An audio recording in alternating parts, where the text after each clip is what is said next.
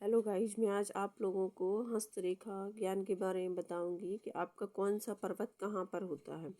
ये होता है आपका गुरु पर्वत, जो आपका गुरु का स्थान होता है, गुरु ग्रह का स्थान होता है। इस गुरु पर्वत को देखकर आप ये पता लगा सकते हैं कि इस पर जो भी रेखाएं होती हैं वो गुरु पर्वत से संबंधित होती हैं, गुरु ग्रह से संबंधित होती हैं।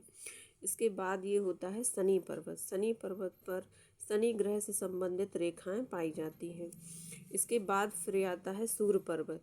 सूर्य पर्वत, सूर्य का संबंध अधिकतर देखा जाता है कि हमारे सरकारी जितने भी कामकाज वगैरह होते हैं, सूर्य का संबंध सरकारी नौकरी से होता है। इसके बाद यहाँ पर आ जाता है बुध पर्वत। बुध पर्वत का संबंध जो होता है, जितनी भी रेखाएं होती हैं, इनका संबंध बिजनेस से लिया जाता है। और कहते हैं कि शनि पर्वत जिसका बहुत ज़्यादा उठा हुआ होता है, वो व्यक्ति राजनीति में और ये जो आपका एलएलबी वगैरह होता है, इसमें राजकीय पद में अगर देखा जाए तो राजनीति में महारत हासिल करता है और जज वगैरह की पोस्ट बहुत अच्छी है अगर शनि पर्वत जिसका उठा हुआ होता है। सूर्य पर्वत जिसका उठा हुआ होता है उसे सरकारी नौकरी बहुत उच्च पद मिलता है। बुध पर्वत जिसका उठा हुआ होता है वो बिजनेस में बहुत आगे बढ़ता है। और गुरु पर्वत जिसका होता है वो धार्मिक अगर कोई काम करे तो उस क्षेत्र में महारत हासिल भी कर सकता है। इसके बाद ये आता है आपका मंगल पर्वत। मंगल में कहते हैं जो डिफेंस वगैरह में जितने बड़े अधिकारी होते हैं, मंगल पर्वत जिसका उच्च कोटि का होता है, वो व्यक्ति निडर होता है और एक्शन लेने में बहुत ही ज़्यादा देर नहीं लगाता है। उसे जो भी एक्शन लेना है वो जल्दी डिसीजन ले लेता है। इसके बाद ये होता है राहु। अगर ये स्थान दबा हुआ है तो आपका राहु खराब होता है। और यहाँ पर जितनी भी आड़ी तिरछी रेखाएं पाई जाती हैं, अगर आड़ी रेखाएं पाई जाती हैं तो वो राहु को खराब करने वाली होती हैं।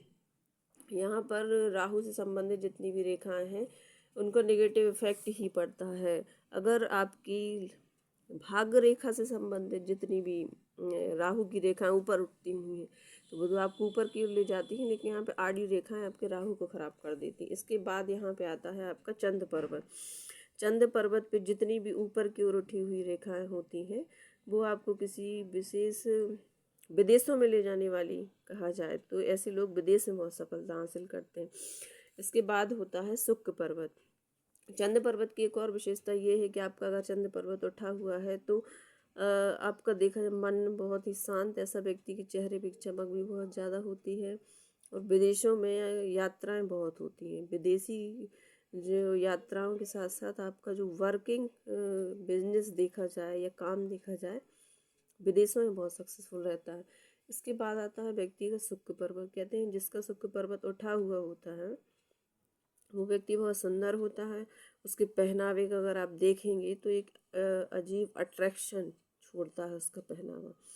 व्यक्ति में एक अजीब सी अट्रैक्शन पावर होती है शुक्र पर्वत जिसका उठा। इसके बाद आता है केतु। सबसे नीचे जो स्थान होता है वो केतु का होता है। तो आज तो मैंने आप लोगों को ये जानकारी दी है पर्वतों के बारे में। इसके बाद पर यहाँ कौन सी कैसी रेखाएं पाई जाएंगी वो मैं आपको नेक्स्ट वीडियो में देंगी। धन्यवाद।